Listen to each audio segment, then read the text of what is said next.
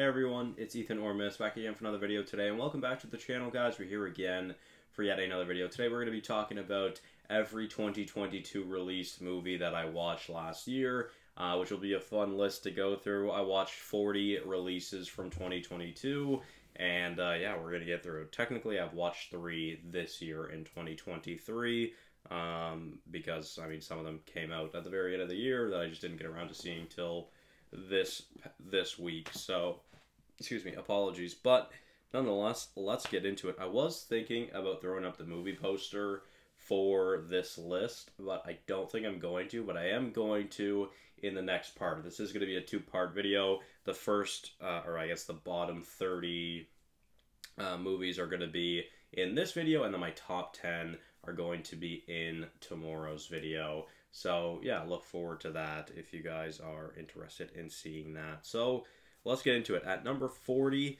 my least favorite movie of the year, without a doubt, was Morbius, which I ranked a 30 out of 100. And honestly, nothing even comes close to being that bad. That was, let me see actually real quick. Let me look at my rankings before I start chatting shit. So I actually listed that as a terrible movie, and I feel like that is pretty accurate. Anyways, we'll move on to number 39, Samaritan, which I ranked a 55 out of 100, which I think is a mid-movie. I don't think it's anything special. Then at number 38, we have Amsterdam, which I ranked a 62 out of 100. Again, not good. I mean, I had it as a decent film. Very disappointing. Then at number 37, I have 3,000 Years of Longing. This movie seems to be pretty polarizing. I wasn't a big fan of it. That's just me. I felt very bored while watching it, which wasn't ideal. Don't want to feel that way in a movie. So, yeah, moving on to number 36. I have Do Revenge, which I ranked a 69 out of 100. Number 35, I ranked The Unbearable Weight of Massive Talent with a 70 out of 100. At number 34, Strange World, a 70 out of 100 as well. And then at number 33, Pinocchio, 71 out of 100, the Tom Hanks one on Disney+. So a little bit better than the previous two. At this point, we're all in the good category. So from number 35 all the way up to 26 is good. Anyways, up next, we have The Menu, which I ranked a 72 out of 100. That is number 32. At number 31, I have Don't Worry Darling, ranked a 74 out of 100. Then at number 30, I have The Banshees of Inisherin, a 76 out of 100. Maybe I think I could like this movie more a second time around. I think I will give it a second chance. I wasn't a huge fan of it throughout the first watch. I know a lot of people have it in their top 10 of the year. It's just not for me. It's a very slow and simple movie. Not that simple is bad by any means.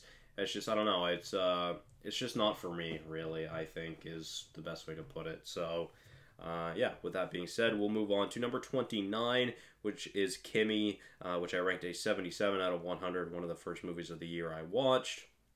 Then at number 28, Enola Holmes 2, which I ranked a 78 out of 100. At number 27, the first Marvel movie in the MCU, I'll say actually in the MCU, that came out this year, Thor Love and Thunder, which I ranked a 79 out of 100. And honestly, I'm scared to watch it again because I feel like it's going to drop, because every time I've watched it, I've just lowered it more and more, so I am scared to do that. It is my third favorite Thor movie, so it's third out of the 4 in my opinion. But anyways, at number 26, I have DC League of Super Pets, which I ranked a 79 out of 100. Also, I think it's a good movie. Nothing too crazy, though. But now we're on to the great category, into the top 25. At number 25, I have Lightyear, an 84 out of 100. Pretty awesome movie. Very, very big fan. Beautiful visuals as well. At number 24, I have The Gray Man, an 85 out of 100. I know a lot of people don't really care for this movie. I really, really enjoyed this movie. I really enjoyed it. But great cast, and I'm a sucker for Chris Evans. What can I say? So, with that being said, we'll move on to number 23, Bullet Train, which I ranked an 86 out of 100. And I really, really enjoyed that movie the first time. I did lower it a couple points as the year went on, but I really want to rewatch it because I do think it can honestly get even closer to my top 10. But with that being said, let's move on to number 21, which I have Smile, also an 86 out of 100. I actually had to pause and stop this movie while watching it because it was just, it had me good, you know, it was just sketchy. Anyways, on to the top 20 now. I have Barbarian, which I ranked an 87 out of 100, which is pretty great. Then at number 19, we have Fresh, which I ranked an 87 out of 100 as well, which again, pretty great movie. At number 18, I have Avatar, The Way of Water, sorry, an 88 out of 100. A great movie. I don't know if I'll ever watch it again, to be honest, but visually stunning, beautiful. And then moving on to number 17, hot take, how high this may be, but I really love this movie, Black Adam, with an 88 out of 100. I like it more than Avatar, and I know a lot of people will get pissed off by that. But with that being said, let's continue on to number 16, Babylon, an 89 out of 100. Again, similarly to the Banshees of Inisherin, I feel like I could like this more if I get to rewatch it.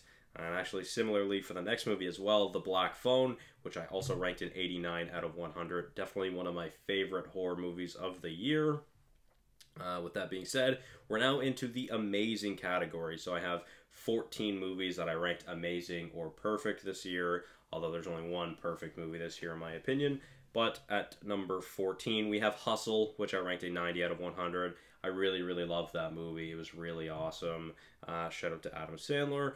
Number 13, I have The Woman King, a 90 out of 100 as well. Beautiful movie, fantastic score, big fan. And then up next, at number 12, I actually just watched this today, All Quiet on the Western Front, which I ranked a 90 out of 100 as well. Visually, just stunning movie. Some of the best cinematography of the year, and that poignant score is really, really good as well. And this is a gruesome film, not for the faint of heart. I had to actually look away a couple times because it was too much for me, and I don't do good with blood and gore, that kind of shit, so yeah, it's just, you definitely could get me queasy. But with that being said, let's move on to number 11, which I have Intergalactic at a 91 out of 100, and that will be everything for today's video. Like I said, the top 10 will be in tomorrow's video for you guys. Obviously, you guys could maybe narrow it down. Obviously, you guys know me. I'm a big comic book fan. I've only really talked about 3 comic book movies, I think, so far. So, do the math. Anyways, thank you all so much for watching. Hopefully you did enjoy. Let me know your favorite movies of 2022. And I'll see you guys in the next one. Bye-bye.